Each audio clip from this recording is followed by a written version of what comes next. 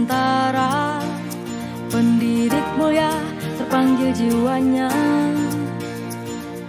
melangkah dalam satu cita, selamat dan bahagia anak bangsa.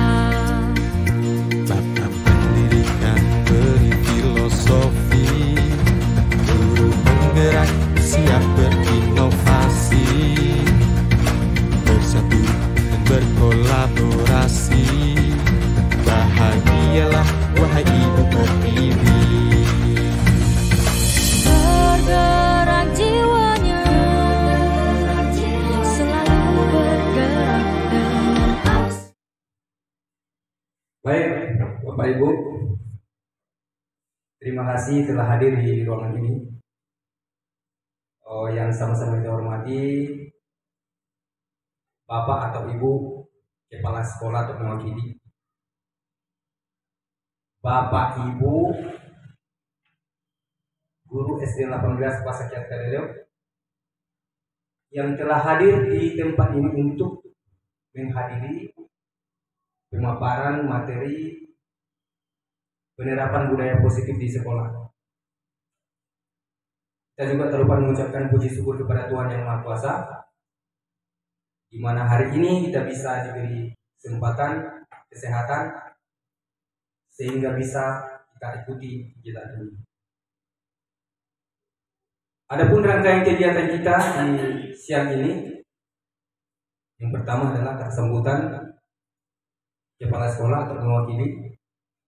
Selanjutnya pemaparan materi oleh Ibu Nida Wisni SPD. Kepada kepala sekolah atau mewakili diberi tempat, diberi waktu dan tempat.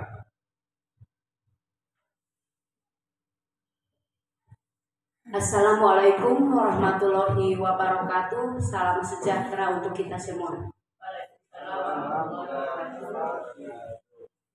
Terima kasih kepada Bapak Ibu guru hebat. Pada saat ini kita akan mendengarkan, sama-sama kita mendengarkan pemaparan penerapan budaya positif di sekolah. Jadi kepada Bapak Ibu yang hebat, pada tanggal 27 ini, 27 Agustus 2024 ini, kepada Ibu Nida Wisni untuk memaparkan penerapan budaya positif di sekolah. Nanti yang sama-sama kita akan mendengarkan pemaparannya. Semoga ilmu yang disampaikan oleh Ibu bermanfaat bagi kita semua, terutama di SD Negeri 18 Pasakiat Kaleleo ini. Dan kepada Ibu Nida Wisni, semoga ilmu ini semakin bermanfaat bagi SD kita 18, semakin semangat juga buat Ibu, diberi kesehatan, diberi kekuatan, dan yang pastinya lulus. Amin. Untuk guru kita semua, kita akan sama-sama mendengarkan pemaparannya. Terima kasih Ibu, ilmunya bermanfaat ya Bu ya, sehat. Assalamualaikum warahmatullahi wabarakatuh. Baik, terima kasih kepada Ibu Kepala Sekolah telah memberikan pengarahan buat kita. Selanjutnya kita dengarkan pemaparan materi yang dibawakan oleh Bu Nida Wisni SPD. Kepada Ibu Nida, waktu dan terima kasih kesempatan yang diberikan kepada saya oleh Pak Moderator, Ibu Kepala Sekolah. Izinnya Bapak Ibu semuanya, perkenalkan, nama saya Nida Wisni, CGP Angkatan 11 2024.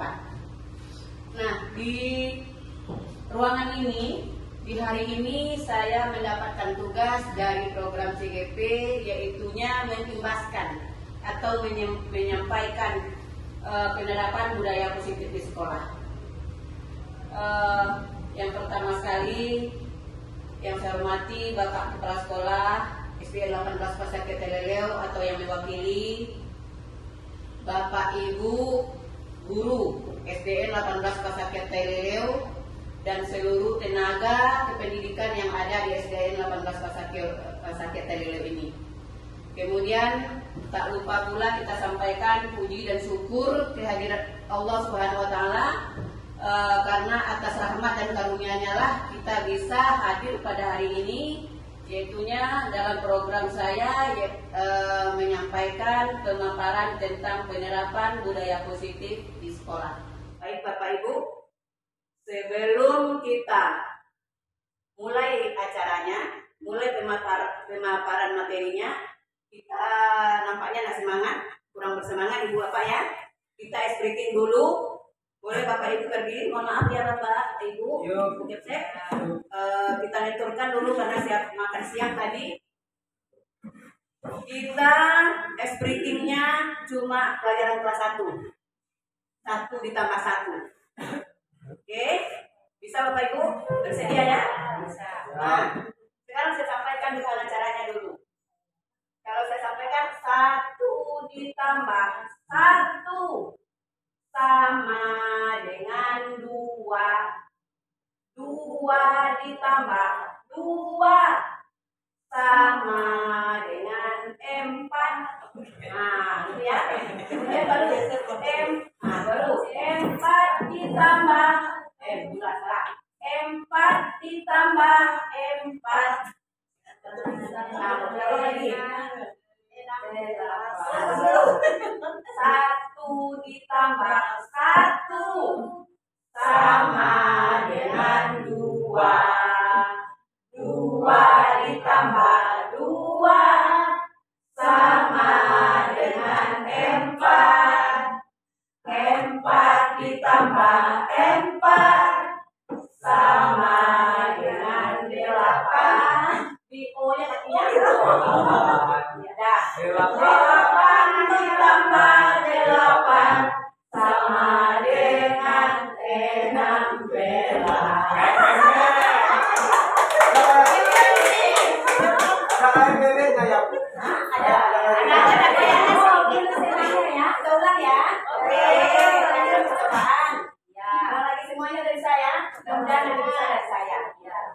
Oke, kita lagi dulu. Oke, dah 1, 2, 3. 1 ditambah 1 sama dengan 2. 2 ditambah 2 sama dengan 4. 4 ditambah 4 sama dengan 8. 8 ditambah 8 sama dengan 16.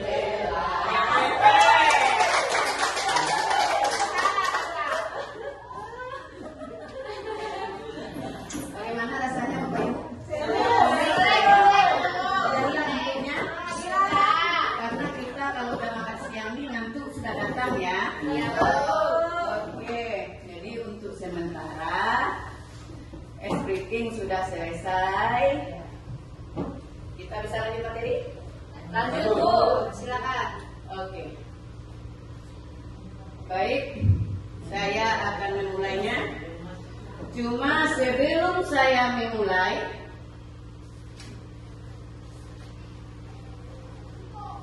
sebelum masuk ke materi, sekarang saya bertanya sama Bapak Ibu semuanya dulu. Apakah Bapak Ibu setuju bila 1. Pemberian hukuman dapat mendisiplinkan siswa? Setuju Bapak Ibu? Setuju? Kalau saya setuju, tetapi pendisiplinan tersebut berupa misalkan ambil sampah, membersihkan kamar mandi, atau bisa saja dikasih tugas lagi yang lain seperti kalau kelas 1 biasanya kalau seandainya ada hukuman itu bukan berupa pukulan atau berupa sesuatu hal yang untuk membuli lah, bukan. Jadi kesimpulannya Setuju. Bapak Ibu setuju Bila pemberian hukuman dapat mendisiplinkan siswa, setuju? Setuju, Bu. Setuju. Nanti akan terjawab ya Bapak Ibu. Ya. Sekarang untuk menghangatkan suasana. Yang kedua, apakah Bapak Ibu setuju bila pemberian hadiah dapat meningkatkan potensi belajar siswa? Setuju. Setuju. Reward ya. Contoh waktu ajaran misalnya di semester 1 atau selesai ujian semester 2 kita kasih hadiah. Setuju dikasih hadiah? Setuju. Setuju. Nanti juga akan didapatkan jawabannya. Baru yang ketiga, apakah Bapak Ibu setuju bila guru harus mampu memberikan solusi untuk setiap siswa yang bermasalah? Setuju. Setuju? Setuju. Setuju. Oke, kita kunci ya. Udah berapa setujunya? Ada 3. Ya. Lanjut ke 4. Apakah Bapak Ibu setuju bila guru berperan sebagai teman bagi siswa? Setuju. Tepuk tangan dulu untuk semuanya. Seperti setuju ke 4 poin tadi ya. Baik, baru masuk kita ke budaya positif. Budaya positif adalah merupakan perwujudan dari nilai-nilai atau keyakinan universal yang diterapkan di sekolah. Universal ini apa Bapak Ibu? Menyeluruh. Bagus. Udah pintar namanya guru ya, udah pintar ya Bapak ya. Menyeluruh atau umum. Jadi merupakan perwujudan dari nilai-nilai atau keyakinan umum atau menyeluruh yang diterapkan di sekolah. Kemudian budaya positif dapat mendorong siswa untuk mampu berpikir, bertindak dan mencipta sebagai proses memerdekakan dirinya sehingga murid mampu mandiri dan bertanggung jawab. Itulah definisi dari budaya positif. Budaya positif namanya aja positif, berarti yang baik-baik saja. Oke. Nah, dalam penerapan budaya positif ini ada konsep-konsep inti yang terdiri dari beberapa bagian. Saya akan jelaskan nanti, ada beberapa bagian, ada 7 bagian yang dijelaskan dalam penerapan budaya positif ini. Yang pertama, perubahan paradigma belajar. Bagaimana kita memandang belajar, mengajar itu ke depannya. Apakah kita masih dari mempunyai gaya lama saja? Tetap berdiri, tetap jalan di tempat. Tetap seperti dari mulai kita jadi guru sampai sekarang, ada seperti itu kan terus? Tidak. Monoton. Berubah ya Bu Titin? Ya, perubahan. Nah, yang kedua, kebutuhan dasar manusia. Namanya kita manusia, namanya kita makhluk hidup, pastilah punya kebutuhan dasar. Yang ketiga, posisi kontrol guru. Nanti akan disampaikan apa-apa saja posisi kontrol bagi kita menjadi guru. Keempat, disiplin positif. Ada budaya positif, ada juga disiplin positif. Kalau sudah kita laksanakan disiplin positif, pastilah terbudaya kebiasaan positif. Baru yang kelima, motivasi perilaku manusia.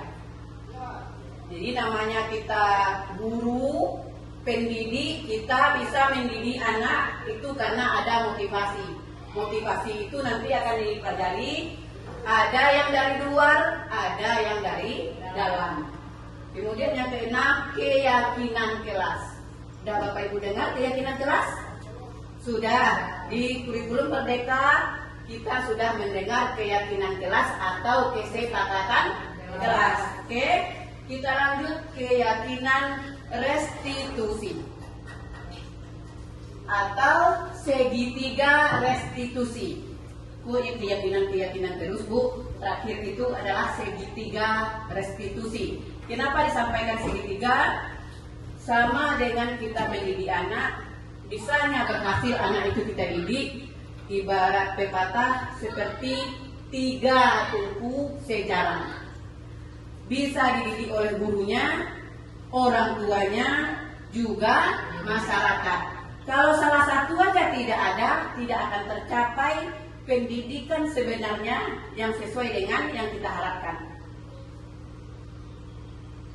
Nih, baru kita bahas tentang pembelajaran dengan paradigma baru. Di pembelajaran dengan paradigma baru ini tidak terlepas dari profil pelajar Pancasila yang sudah biasa kita nyanyikan, kita sampaikan di sekolah. Mungkin Bapak Ibu tidak mungkin lupa ya. Ada berapa aspek profil Pancasila ini? 6. Bagus. Hah? Betul, 6. Supaya kita tidak lupa, marilah kita nyanyikan. Mohon maaf ya Bapak Ibu, kita guru, walaupun guru kita juga kadang-kadang dijadikan siswa. Oke, boleh dipimpin bukan lagunya?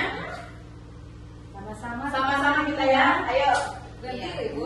Belajar Boleh. Pancasila Yo, Yuk Pak Bung. 1, 2, 3. 1, 2, ya. Belajar Pancasila, beriman dan bertakwa pada Tuhan yang Esa, yang berakhlak mulia, berkebinekaan global, gotong royong mandiri, kreatif dan bernalar kritis.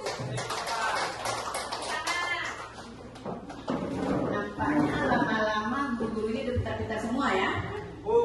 Oke. Boleh besarkan? Oke. Iya. Ini yang 6 profil Pancasila. Kecil ya Pak. Jadi klik, isinya hilang ini garis atas, tinggal powerpointnya yang nampak. Ya. Bukan Bu. Sebelahnya Bu. Ya, bukan. Ya. Yang mananya? Yang kayak tungku itu. Oh, yang ini aja. Yang ini aja. Nah, yang ini aja besarkan. Biar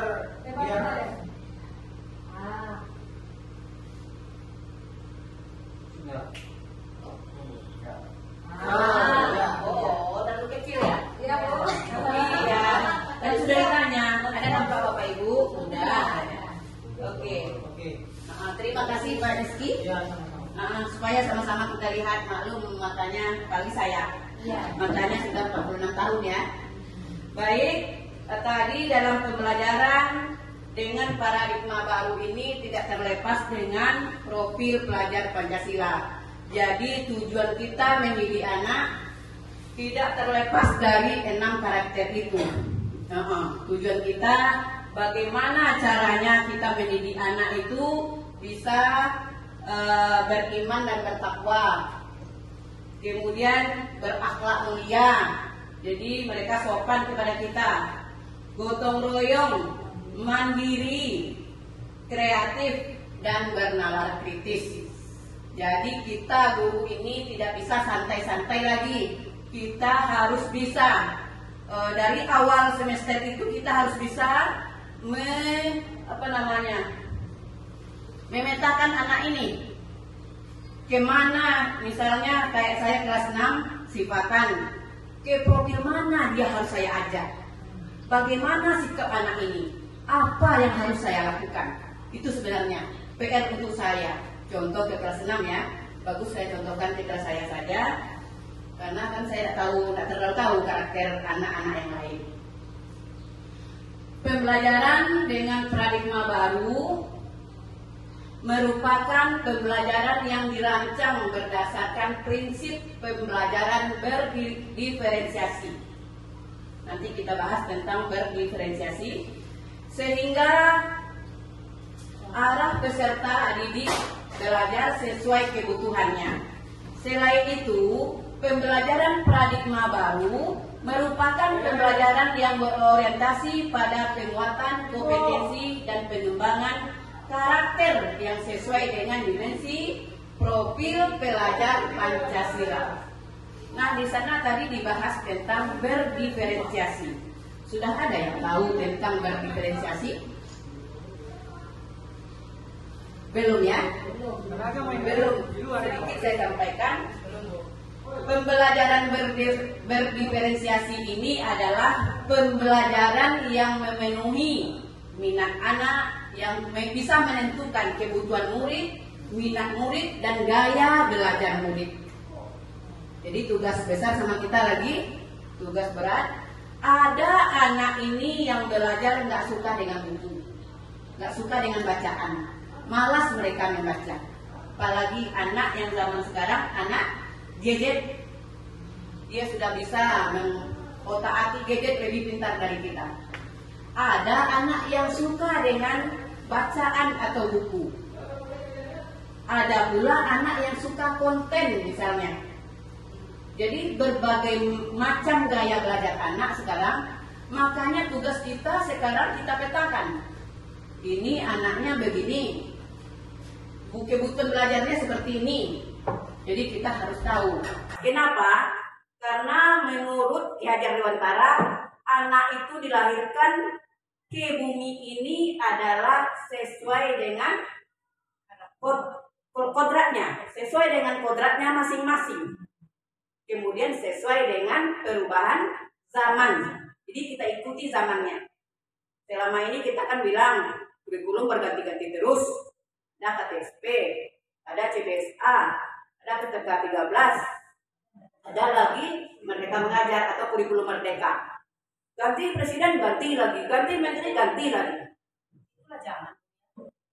Sebenarnya bukan begitu, Pak Ibu. Kurikulum itu sesuai dengan zamannya. Kalaulah zamannya berkembang, kan mungkin kurikulum itu terus. Sebenarnya kurikulum itu diperbaiki, bukan berganti. Hanya diperbaiki, pada dasarnya sama. Diperbaiki. Kan tidak mungkin lagi KTSP yang kita pakai sekarang, sementara anak kita udah anak era zaman abad 21. Anak milenial, anak zaman gadget. Sementara gurunya tidak pandai menampilkan video pembelajaran. Akhirnya apa? Pintar lagi anaknya daripada gurunya.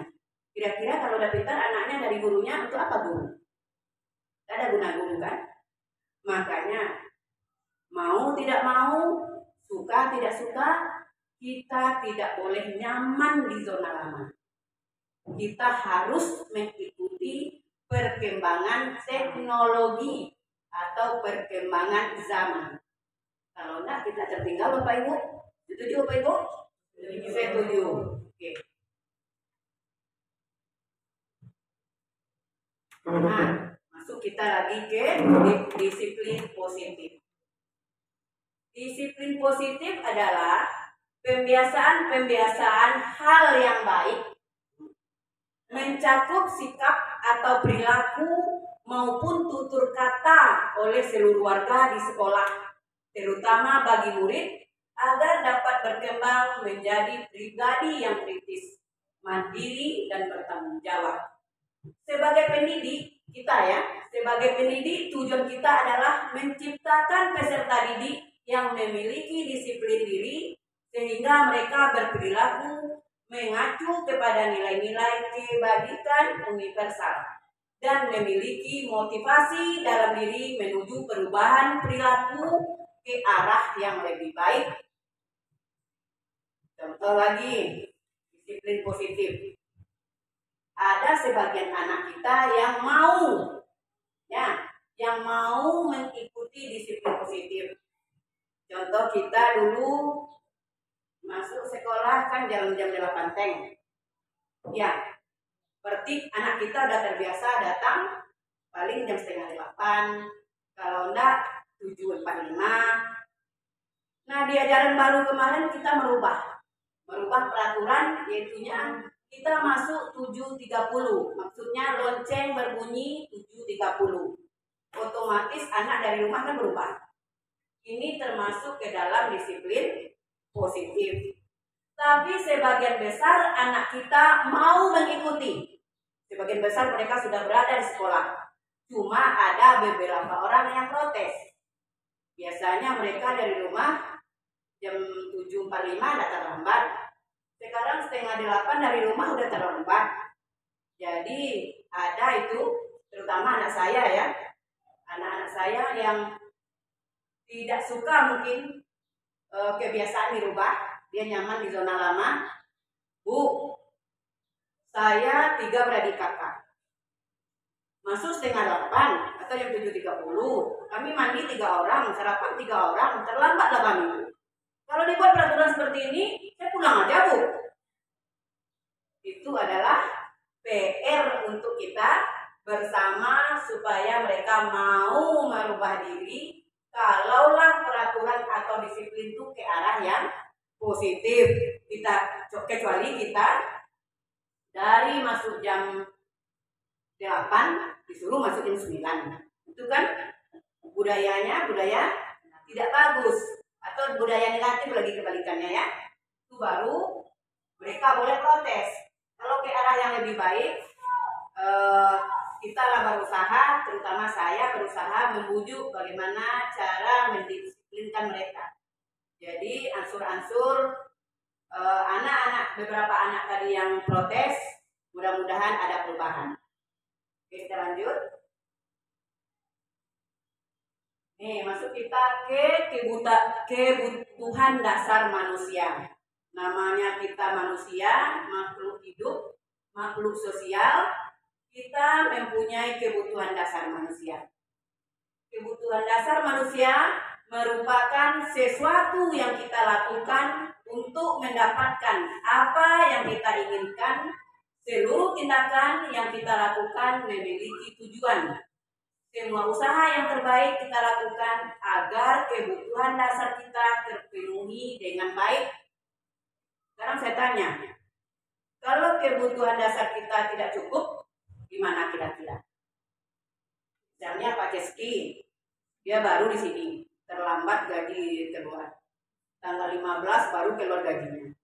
Berarti kebutuhan dasarnya nanti tidak terpenuhi.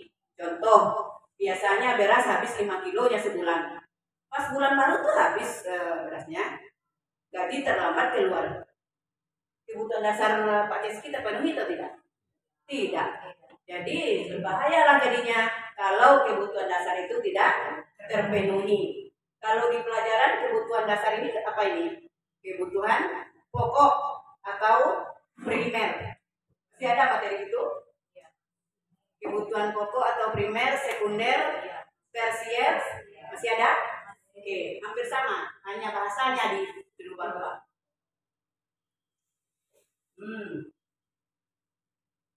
Baru ini masuk ke kebutuhan dasar kita manusia. Yang pertama kita punya kebutuhan dasar bertahan hidup. Seperti yang telah kita bahas tadi, yaitunya kita butuh makan, butuh pakaian, tempat tinggal, keamanan dan kesehatan. Ada isu yang saya dengar kemarin, kurang aman tempat kita sekarang. Iya, berarti sudah gelisah kita kan, karena kebutuhan pokok kita yang belum terpenuhi. Kenapa? Karena ada oknum-oknum yang meresahkan kita, keamanan kita yang kurang terpenuhi jadinya ya. Aturan kita enak tidur malam, sekarang nggak enak tidurnya lagi. Nah, aturan bisa menyimpan emasnya di rumah, itu harus tersimpan kemana-mana lagi. Dibawa kemana-mana. Dipakai takut pula kita disembelih orang. Itulah, jadi kebutuhan keamanan kita sudah berkurang gara-gara itu. Lanjut kita. Kebutuhan dasar kita adalah rasa diterima. Rasa diterima ya, yaitu mendapatkan kasih sayang. Misalnya Pak Ceski baru datang di sini, Pak Ceski terus. Karena kebetulan Pak Ceski apanya? Aktornya. Baru datang di SD 18. Apa kata warga 18? Nggak mau kami guru agama dari luar. Biar dari kami saja. Kira-kira Pak Ceski rasa diterima di sini atau tidak? Tidak. Karena walaupun SK dikeluarkan oleh dinas, cuman warga sekolah tidak mau menerima, tidak enak jadinya kan? Tidak ada rasa kebersamaan jadinya. Tapi alhamdulillah SD 18 menyambut bagus kedatangan Bapak ya. Nah, oke. Lanjut kita penguasaan. Penguasaan ini maksudnya seperti contoh saya ya. Penguasaan ini ada di sini harga diri, keinginan untuk dianggap, memimpin, berprestasi, diakui dan didengar. Kalau rasa diterima tadi kan rasa diterima, berbagi, kerjasama dan menjadi bagian dalam kelompok. Kalau penguasaan kita contohkan lagi Bu Ayu di kelas 4. Kelas 4 itu atas penguasaan Bu Ayu semuanya, karena kita anggap kelas 4 itu adalah miliknya Bu Ayu. Anak-anak di kelas 4 itu adalah anaknya Bu Ayu. Jadi apapun yang terjadi di kelas 4 itu adalah tanggung jawab Bu Ayu. Tapi Bu Ayu jadi wali kelas di sana merasa itulah penguasanya sebagai seorang guru. Lanjut lagi kebebasan. Nah, apalagi di zaman sekarang kita semua bebas. Bebasnya di tanda kutip ya, bebas masih dalam kategori baik. Kebebasan ada nilai-nilai kebajikannya, mandiri, memiliki pilihan ya, mencoba hal baru dan mampu mengendalikan arah dirinya. Contoh saya mau ikut jadi CGP angkatan 11. Awalnya coba-coba, beberapa kali coba-coba, nyatanya tidak lolos. Jadi tidak bisa kita iseng-iseng kalau bekerja ini. Kita harus serius. Jadi di saat saya sungguh-sungguh untuk mengikuti program CGP ini, alhamdulillah saya lulus. Dan awalnya saya tidak percaya diri, bisakah saya melaksanakan? Bisakah saya mengikuti? Kenapa? Karena saya tahu potensi saya seperti apa. Orang bilang kalau di CGP, di guru penggerak itu Ibu harus berselancar dengan kata. Ya kalau Pak Ceski, Bu Ayu, yang baru-baru, siapa lagi yang anak-anak baru lah, yang masih muda, mungkin bisa. Kalau saya hanya membuat satu lembar saya saja, perut sudah mual. Nah, kenapa saya nggak tahu. Nah, kadang-kadang rasa memuntah ya Bu, ya betul. Cuma karena serius, karena ingin tahu, mau belajar, di tempat lokakarya itulah tempatnya kita belajar. Kita berkumpul sama kawan. Awalnya kawan-kawan saya tidak mau ngasih tahu. Kenapa? Mereka anggap saya pintar. Nggak taunya kebalikan. Iya, mereka bilang Ibu pura-pura dia nyatanya Ibu ya tugas Ibu siap terus. Iya, tugas saya siap terus. Nggak pernah nggak siap. Cuman tidak satu jalan ke Roma. Jalan itu banyak. Lanjut kita kesenangan. Kira-kira kalau kita dalam satu hari ini mood kita tidak bagus, adakah kita senang? Adakah kita rasakan bahagia? Tidak. Misalnya Bu Ayu yang biasanya sekarang diam aja. Bertanya-tanya Bu Erni. Kenapa Bu Ayu? Biasanya kayak gitu kan? Ada apa gerangan? Iya. Jadi pertanyaan jadinya. Nah, jadi kesenangan bermain, humor, antusias dan tertawa dalam tanda kutip yang masih positif harus kita lakukan. Kenapa? Ketawa atau senyum 100 kali, 200 kali sehari itu bagus. Terutama untuk awet muda Bapak Ibu. Ya, kalau kita banyak senyum, banyak ketawa dalam tanda kutip ya, yang baik membuat kita awet muda. Nah, ya kalau tua akan datang sendiri ya. Awet muda ini susah dicari. Senyum. Ayo senyum, ke depannya senyum ya.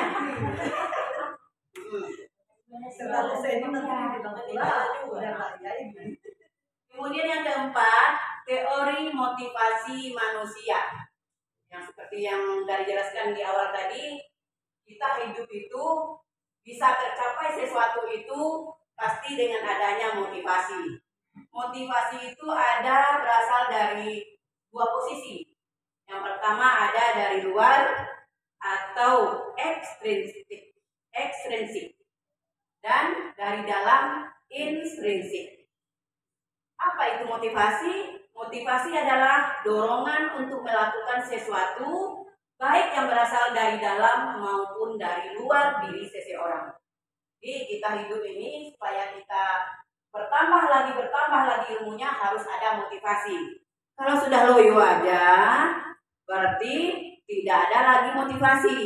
Makin lama makin down, akhirnya kita terperosok ke dalam lubang yang sama. Oke. Nah, kita lanjutkan tentang motivasi tadi. Teori motivasi manusia ada 3 perilaku, yaitu untuk menghindari kenyamanan atau hukuman. Ya. Lanjut, untuk mendapatkan imbalan atau penghargaan dari orang lain. Ketiganya, untuk menjadi orang yang mereka inginkan dan menghargai diri sendiri dengan nilai-nilai yang mereka percaya. Baru kita masuk ke hukumankah atau konsekuensikah. Nah, kita ulang lagi. Nampaknya udah mulai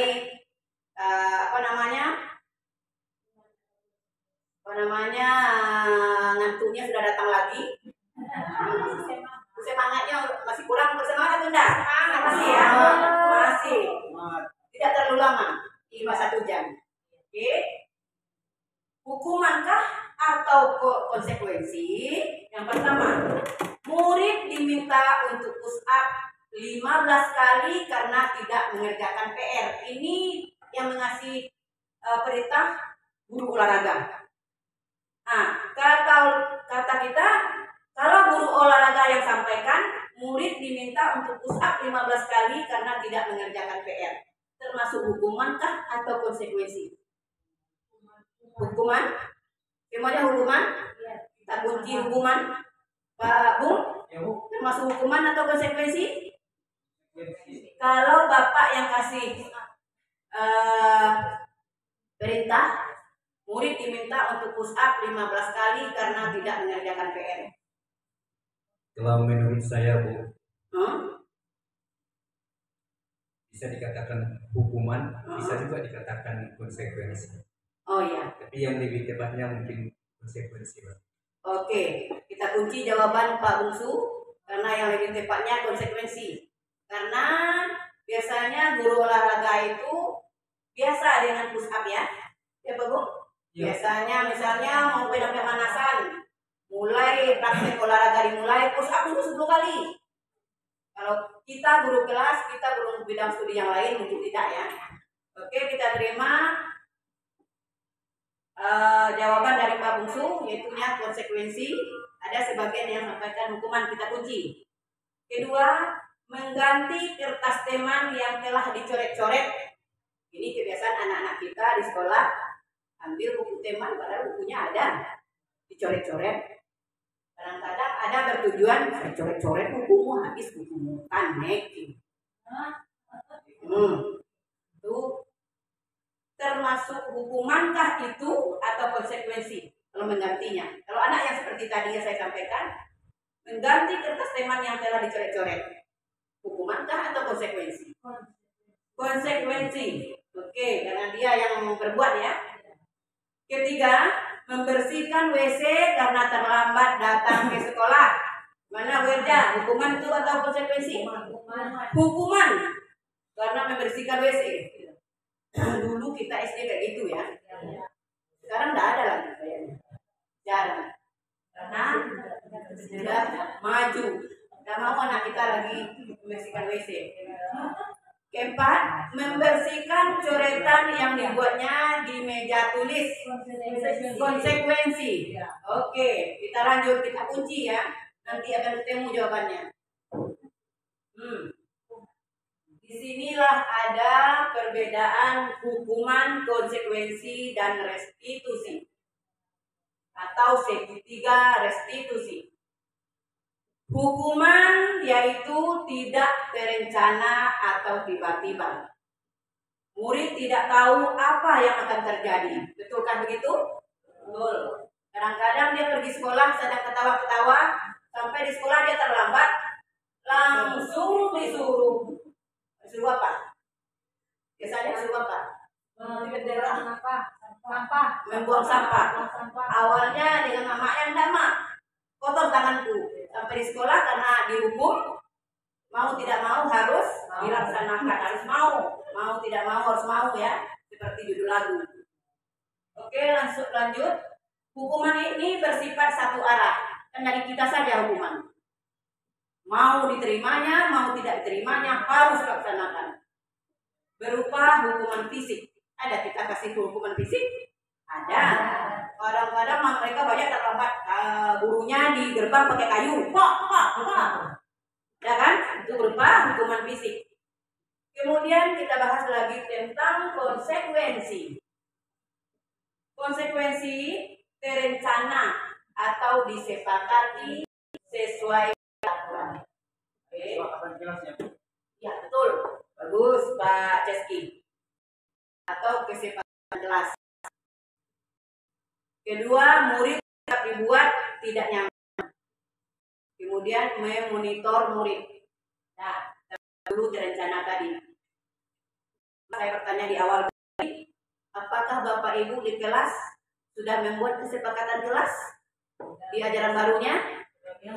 Sebagian sudah, sebagian belum ya. Mudah-mudahan kedepannya sudah ada semuanya.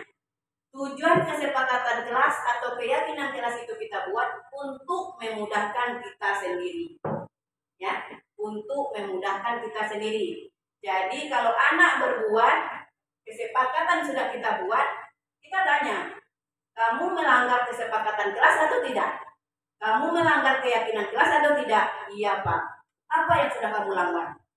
Misalnya di kesepakatan kelas, tidak boleh terlambat atau datang tepat pada waktunya. Nyatanya mereka terlambat. Keyakinan kelas apa yang sudah kamu langgar? Datang pada tepat waktunya Pak. Kamu apa salahmu? Tahu Pak. Bisa kamu memperbaiki? Bisa Pak. Nilai kewajiban apa yang sudah kamu langgar? Disiplin. Mereka yang jawab sendiri. Bukan kita yang salahkan. Kamu terlambat, nggak bagus kamu ini. Kita yang celoteh-celoteh. Akhirnya mereka dendam. Kemudian masuk restitusi. Segitiga restitusi. Restitusi proses pencapaian kondisi bagi murid untuk memperbaiki kesalahannya. Proses kolaboratif yang mengajarkan murid untuk mencari solusi sendiri. Ya. Jadi kalau segitiga restitusi, nanti kita bahas juga. Restitusi ini apa namanya?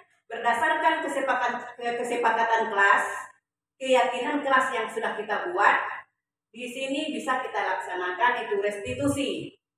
Misalnya seperti yang terjadi sama kami kemarin, ada kelas 6 Chelsea kemarin si Rachel mencontek tugas-tugasnya. Jadi si Chelsea ini meninju meja, marah sama Rachel. Beruntung enggak Rachelnya yang ditinju. Nah, disitulah dipanggil Chelsea. Ibu dengar kamu bertengkar sama Rachel. Iya Bu.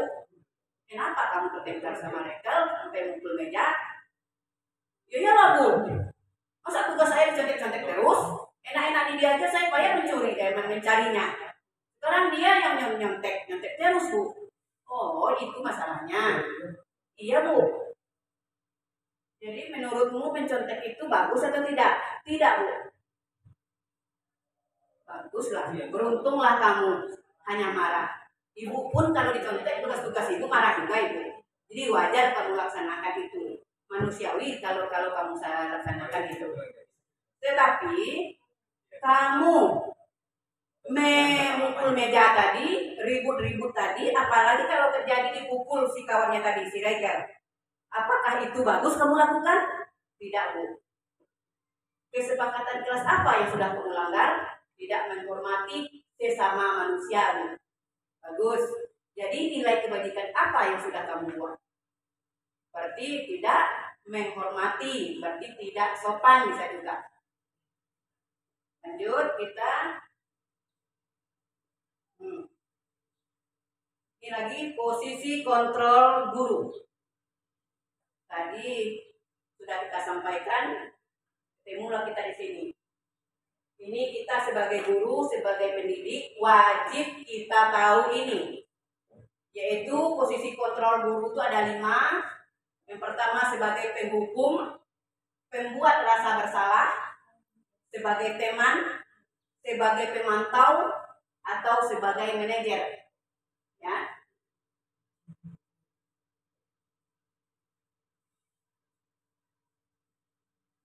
Di sini baru posisi kontrol guru kita jelaskan satu persatu. Tadi adalah sebagai penghukum. Bagaimana posisi guru ini sebagai penghukum? Pastilah kalau guru sebagai penghukum, biasanya nada suaranya gimana itu Bu Titin? Keras. Biasanya guru sebagai penghukum ini suaranya keras. Kamu ini terlambat lagi. Wah, satu Bu. Panas. Biasanya mata melotot. Apalagi saya. Udah ini mata saya. Ya, jari menunjuk, menghardik, tidak sopan, tidak bisa kamu.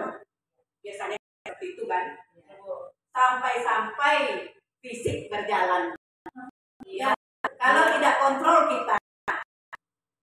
kita tidak sadar bahwa kita itu seorang pendidik sampai ke fisik. Mudah-mudahan Bapak Ibu guru nanti tidak seperti itulah.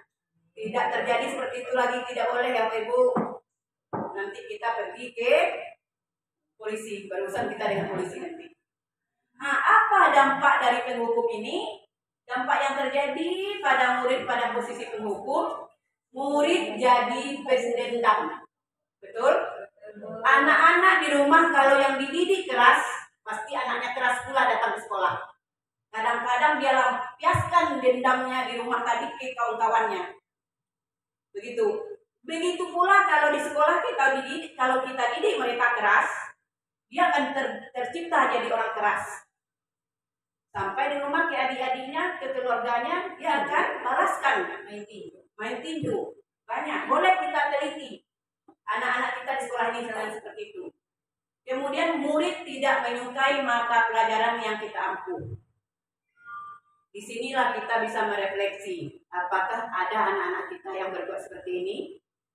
Misalnya dia pelajaran Kristen atau Katolik, nah mau saya masuk sama Bu Berna itu, nah mau saya masuk sama Pak Ceski itu, dipukulnya saya kemarin. Misalnya tadi kan.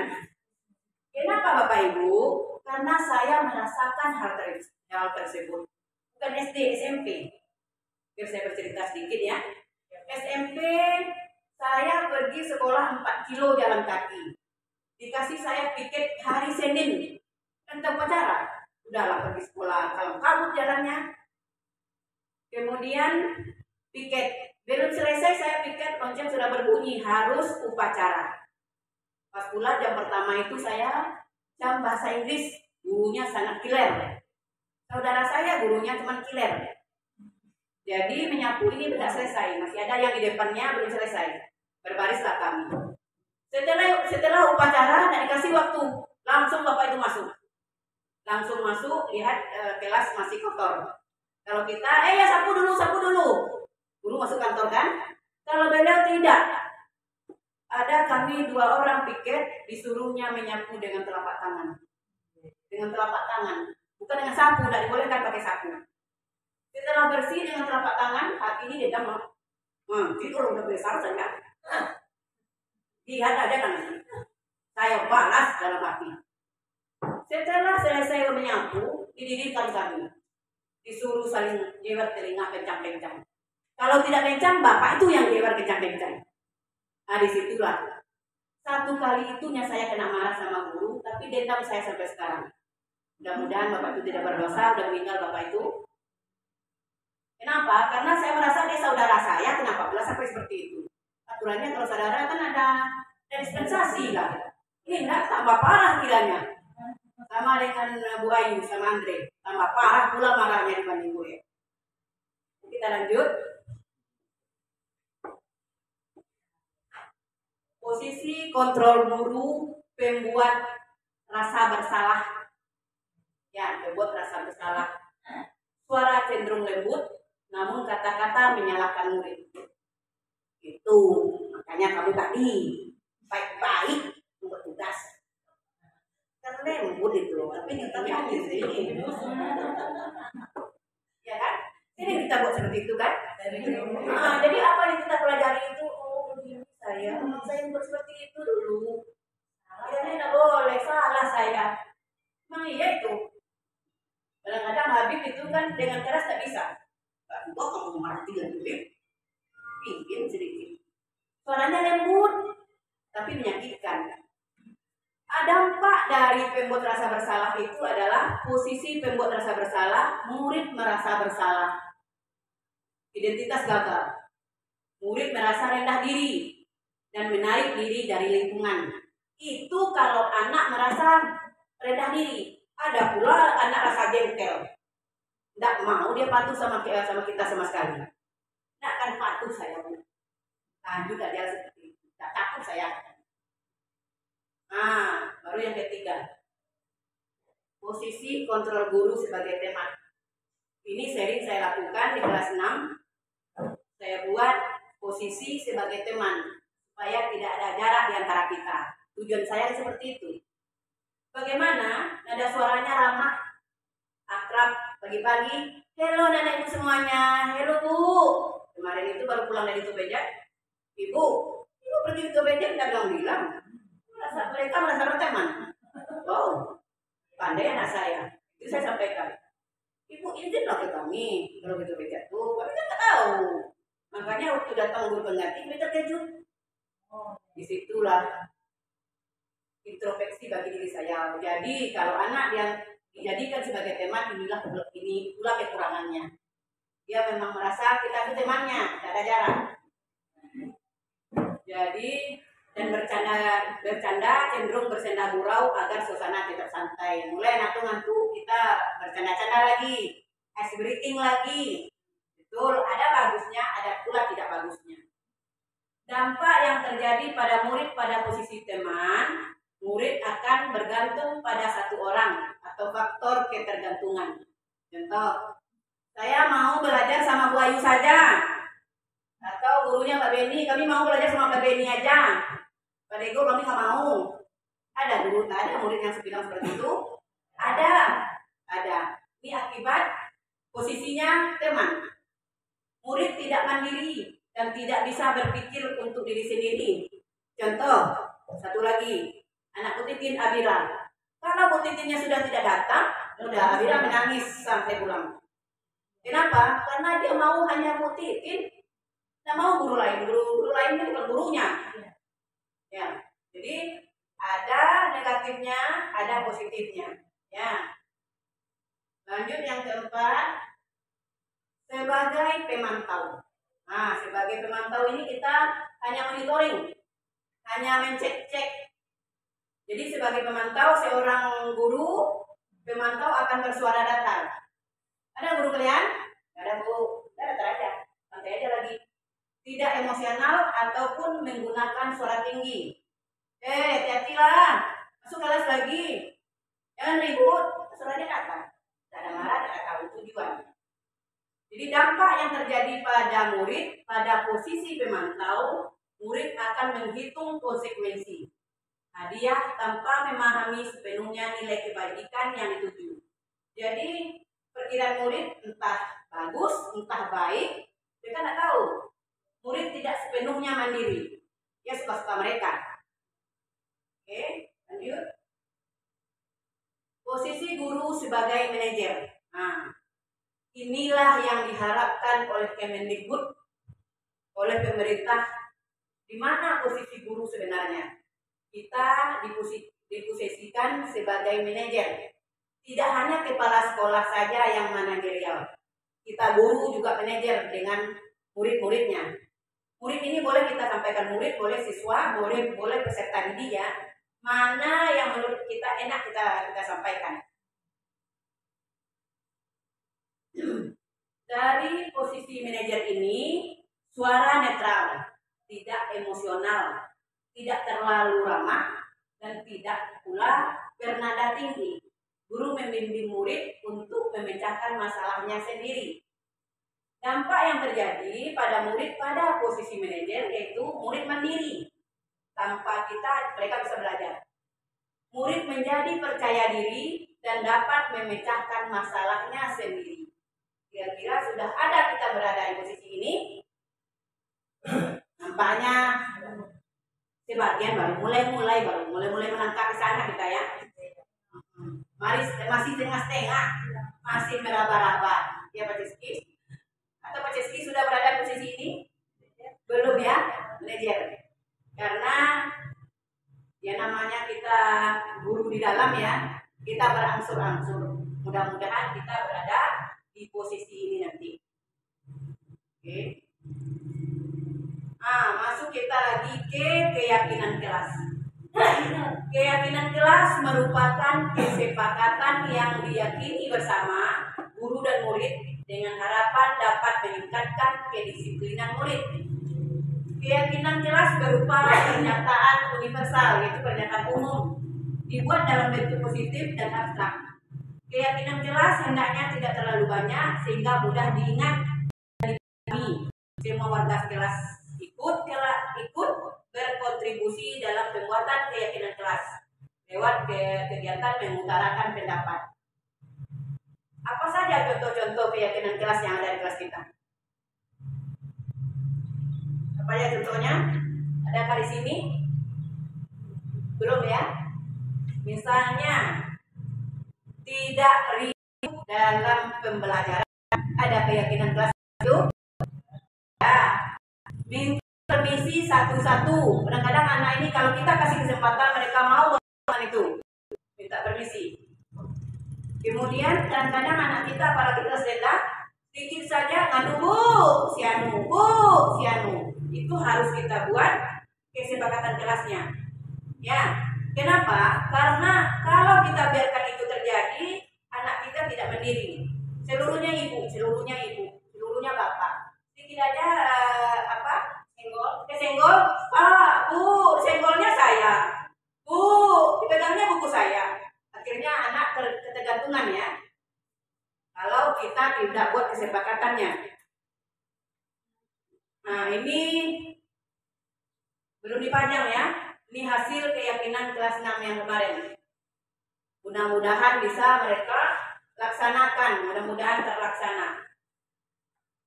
Keyakinan kelas ini bahasanya harus bahasa positif atau kalimat positif.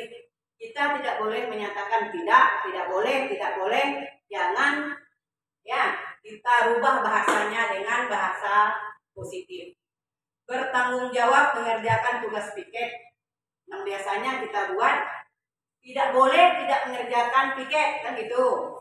Sekarang kita buat bertanggung jawab mengerjakan tugas piket.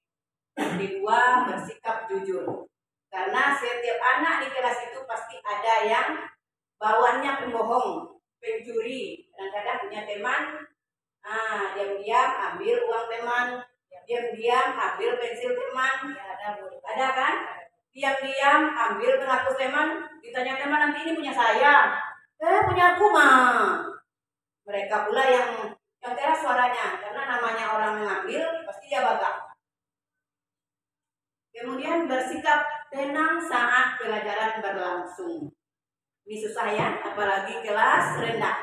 Kelas rendah, kita tahu anak ini lahir sesuai dengan kodratnya. Ada anak ini yang belajar tidak suka duduk tenang ya. Ya Bu, ada kan? Ada anak ini yang nulis sukanya tidak duduk, gini aja. Ada dia belajar sambil dengar dia putar-putar. Ya, terutama kelas rendah gitu ya. Siapa namanya Bu? Nero, bagus. Memang seperti itu. Ada di atas meja. Jadi anak ini dilahirkan ke dunia ini dengan karakter yang unik, pasti berbeda, bermacam-macam. Bermacam-macam. Misalnya Alvaro, apalagi Nero, Pangkran, macam-macam. Ya, ada yang kayak cacing, ada yang duduk manis senyum kami saja. Niki. Ada pula yang cerewetnya saja. Aira kabarnya seperti itu. Disuruh nulis banyak malas. disuruh berbicara nomor 1. Berarti dia bisa diarahkan ke jurnalis nanti, suruh berbicara saja. Kemudian saling tolong menolong. Ada anak ini yang nggak mau tolong, misalnya si Anu pensilnya hilang, ada yang mau pinjamkan, nggak mau, udah dibelikan mama. Ada kan? Ada. Nggak mau, nanti habis pensilku. Kau pinjam aja. Ada juga yang mau meminjamnya. Ada juga yang mau kawan yang dipinjamkan tidak pula mau mengembalikan. Ada juga itu. Jadi karakter anak ini memang bermacam-macam. Kita tidak bisa paksakan anak ini harus seperti ini, tidak.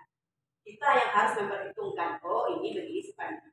Oh Brewin seperti ini sifatnya. Brewin pantang dia agak. Kalau udah dia agak, berarti ibunya masuk sekali. Wow. Jadi karakter anak ini memang macam-macam ya. Kemudian lanjut lagi, hidup rukun dengan teman. Sebentar iya. Kalau sebentar iya. Cobalah kita tinggal agak 5 menit. Sedikit aja. Ada laporan wali murid kemarin, ada yang body shaming katanya, ejek-ejek. Mulutmu tebal, kamu hitam, kamu gendut, iya bibir tebal. Di kelas 6 ada kawan seperti itu. Ini body shaming namanya, Bu Ayu. Body shaming, itu bahasa Inggris, depannya Bu itu ya. Intinya ke pembullying. Tidak boleh membuli itu ya. Harus kita biasakan anak tidak boleh membuli. Mulai saja, oh itu bullying. Iya Bu, sadar mereka itu bullying. Nah inilah yang diharapkan kita ke depannya bisa melaksanakan proses ini kalau ada masalah di anak ke depannya. Yang pertama di segi 3 restitusi. Segi 3 restitusi adalah suatu proses dialog. Berarti dialog ini berbicara. Kita kayak wawancara antara boleh guru, boleh teman. Minimal 2 orang, boleh 3 orang. Terlihat tergantung masalahnya. Jadi suatu proses dialog yang dijalankan guru ataupun orang tua agar dapat menghasilkan murid yang mandiri dan bertanggung jawab. Segi 3 restitusi membantu siswa memiliki tujuan, disiplin positif, dan memperbaiki dirinya setelah berbuat salah. Jadi setelah mereka berbuat salah, bukan kita yang menyampaikan apa yang harus dikerjakannya, mereka sendiri yang menyampaikan. Restitusi bukan untuk menebus kesalahan, namun untuk belajar dari kesalahan. Jadi restitusi ini ada segi 3 restitusi, maksudnya ada 3 langkah mencapai proses supaya anak ini berhasil. Yang pertama, menstabilkan identitas. Yang kedua, validasi tindakan yang salah. Yang ketiga, menanyakan keyakinan. Dari tadi mungkin sebagian besar itu juga yang kita bahas. Misalnya, Elis terlambat ke sekolah. Saya sebagai guru kelasnya itu bertanya, Elis, kemarin tadi guru pikir menyampaikan kamu terlambat. Betul atau tidak? Iya Bu. Itu namanya termasuk menstabilkan identitas. Kenapa kamu terlambat? Saya tadi malam lihat HP Bu, lihat TikTok. Jadi udah malam saya tiduran saya. Jam berapa kamu bangun? Jam 7 Bu. Jadi sampai sekolah jam 8 terlambat saya. Sudah berapa lama kamu terlambat? Bukan berapa lama. Sudah berapa kali kamu terlambat, Elis? Kita menanya, kita memfasilitasi. Ini udah masuk memvalidasi tindakan yang salah ini. Kalau setahu saya, Bu, dan 4 kali saya terlambat. Baru kita tanya lagi, bagus atau tidak kamu terlambat ini? Tidak. Salah yang kamu kerjakan ini? Salah. Mau kamu memperbaikinya? Mau Bu. Nah, keyakinan kelas apa yang sudah kamu langgar di terlambat ini? Disiplin Bu. Kedepannya mau kamu perbaikinya? Mau. Apa yang harus kamu perbaiki? Kedepannya saya tidak mau lagi menonton HP Bu, lihat TikTok. Jam berapa kamu tidur nanti? Jam 9 kali saya udah tidur Bu. Bisa berjanji? Bisa. Kalau komunikasi kita, dialog kita udah sampai ke titiknya, memang dia yang merasa sadar, dia minta maaf. Biasanya kalau anak yang sadar pasti dia menyampaikan ucapan maaf. Maafkan saya, Bu. Mudah-mudahan kalau tidak dari kita keduanya, mereka yang tahu, mereka yang sadar, mudah-mudahan ada perubahan. Inilah yang harus kita lakukan untuk kedepannya. Jadi 3 langkah ini tidak bisa dipisahkan. Karena mungkin kita bilang langsung, kamu terlambat, ya Riz, boleh seperti itu, jatuh ke penghukum kita jadinya, jatuh kita ke hukuman jadinya. Jadi sama dengan ini, tunggu 3 sejarah ini. Jadi segitiga restitusi ini, ketiga-tiganya harus kita laksanakan, yaitu menstabilkan identitas, validasi tindakan yang salah, dan menanyakan keyakinan. Oke, tidak berapa lama lagi. Hanya beberapa slide lagi. Kita lanjut menstabilkan identitas. Apa-apa saja di kita yang kita pikirkan, yang kita buat di menstabilkan identitas. Ini berbuat salah itu manusiawi. Setelah kita tanya, merasa bersalah, berarti kita buat di situ. Berbuat salah itu manusiawi. Tidak ada manusia yang sempurna. Apa tujuannya? Supaya menghargai mereka. Bapak Ibu juga pernah melakukan kesalahan seperti itu. Bapak atau Ibu tidak tertarik mencari siapa yang salah. Tidak ada yang salah, tidak ada yang benar. Namanya masalah pasti sama-sama salah, sama-sama benar. Kemudian sekarang kita cari solusinya. Apa solusinya? Kamu berhak merasakan begitu. Nah, jadi anak ini walaupun kecil, saat hak mereka kita rampas, mereka pasti protes. Ya, apalagi anak sekarang. Anak sekarang keberaniannya tinggi sekali. Tidak sama kita dulu hanya mencari apapun yang disampaikan guru kita terima. Kita takut menyampaikan, kita takut protes. Nanti kena marah. Sampai sekarang kita seperti itu. Contoh lagi, ada dulu kita acara PKK dengan orang sosial ya Bu Erni di kantor camat. Kan ada itu perhimpunan anak SMP remaja kalau tidak salah. SMA, rombongan kita ya, SMP. Disuruh mereka menyampaikan sekata-kata ataupun berbicara di depan satu pun tidak ada yang mau. Kenapa? Karena kita terbiasa sampai SMP mereka terbiasa mungkin gurunya menonton mereka sebagai cerek atau sebagai gelas atau sebagai wadah. Ya, mereka hanya menerima. Mereka tidak bisa menyampaikan. Mereka menerima aja. 1 ditambah 1 2, 2 tambah 2 4. Kenapa 1 tambah 1 2 nak? Tidak kita tanya itu. Itu di situ saya mungkin merasa tertampar, merasa bersalah ada juga. Kenapa anak? Bagaimanapun SMP itu anak kita awalnya. Jadi kesalahan itu bukan hanya tertuju pada guru SMP saja. Berarti ada sebagian besar kesalahan kita. Kenapa anak kita tidak bisa berbicara di depan umum? Pertanyaan besar buat kita. Takut salah. Sebenarnya salah itu tidak ada masalah. Pokoknya mau tampil. Kalau sekarang anak dididik mau tampil sudah. Salah bisa kita selesaikan nanti. Ini validasi tindakan yang salah. Nah, baru kita sampaikan. Kamu pasti punya alasan mengapa kamu melakukan itu. Misalnya Andre dicekinya orang, kenapa kamu ceki? Dia bilang nama bapakku Bu. Dia kasih bahasa kotor sama Bu. Panaslah aku ceki lehernya. Itu hak mereka menyampaikan. Jadi tidak ada beban di dada mereka. Kalau sudah sampai ke kita tidak ada beban. Tergantung kita bagaimana memecahkan masalahnya. Baru kita sampaikan kamu patut bangga pada dirimu. Kepada dirimu sendiri karena kamu telah melindungi sesuatu yang penting buatmu. Harga diri sama dia, disebut nama bapaknya, dikasih bahasa kotor sama dia, kan harga diri. Begitu pula kita. Kamu boleh mempertahankan sikap itu, tapi kamu harus menambahkan sikap yang baru. Maksudnya sikapnya tetap positif. Jadi mereka tuh tidak boleh terpedaya oleh setan yang terkutuk. Kadang kan setan menyampaikan kamu bunuh aja dia, kamu pukul aja dia. Itu yang harus diredamnya. Dia harus bisa mengontrol emosinya.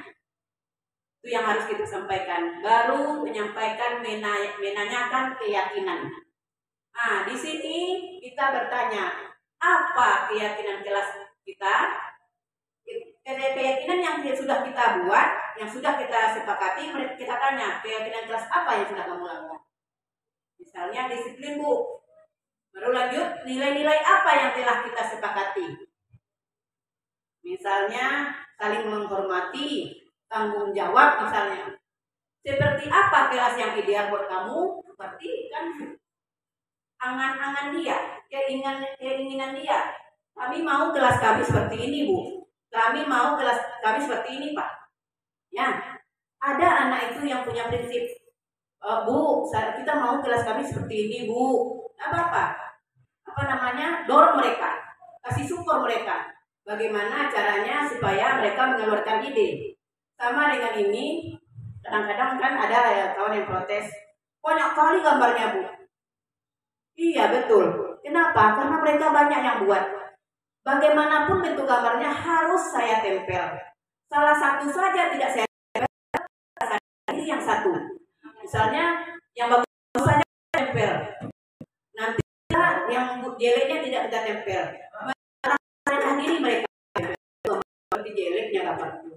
Walaupun kita tempel cuma 1 minggu. Ya. Nah, baru terima kasih. Ya, itu saja pemaparan penerapan budaya positif yang saya sampaikan. Kalau ada pertanyaan atau tambahan atau dari kawan-kawan atau ada lagi, oke. Bapak Ibu guru yang kita sudah mendengarkan ya tadi pemaparan penerapan budaya positif. Tolong kepada kita semua diterapkanlah di kelasnya masing-masing. Ya, walaupun mungkin saya juga insya Allah akan berubah, Bu. Oke. Insya Allah akan berubah. Iya. Karena sifat manajer tadi menurut saya tidak hebat, tidak bagus. Hanya kata-kata kita aja guru yang harus didengar oleh anak-anak. Anak-anak pun harus kita dengar dong oleh guru. Ya. Jadi jangan juga menjadi otoriter bahwa semua itu anak yang salah. Tidak. Ternyata guru juga banyak yang salah. Jadi dari mulai sekarang karena sudah mendengarkan pemaparan dari Ibu Edinda Wisni tadi, tolong semua berubah. Jadi tolong fokus juga terhadap anak. Kalau anak kita biarkan bagaimana? Termasuk diri saya sendiri. Kadang padahal saya sudah berada di dalam kelas itu lama, tapi merasa saya diri bahwa saya juga masih kurang perhatian terhadap anak. Apalagi kelas rendah. Dibiarkan ya sudah, pukullah, saling menyalahkanlah. Begitulah anak-anak. Terima kasih Ibu pemaparannya, semoga bermanfaat dan berguna bagi kita semua. Baik, terima kasih Ibu Titin yang sudah merefleksi acara kita dari awal tadi. Inilah pemaparan yang sudah saya sampaikan. Salah atau janggal, saya sebagai manusia minta maaf karena saya tidak luput dari kesalahan. Saya tutup dengan wabillahi taufiq wal hidayah. Wassalamualaikum warahmatullahi wabarakatuh. Selamat siang, salam sejahtera untuk kita semua. Aplaus dulu untuk kita. Ya. Kembalikan ke moderator.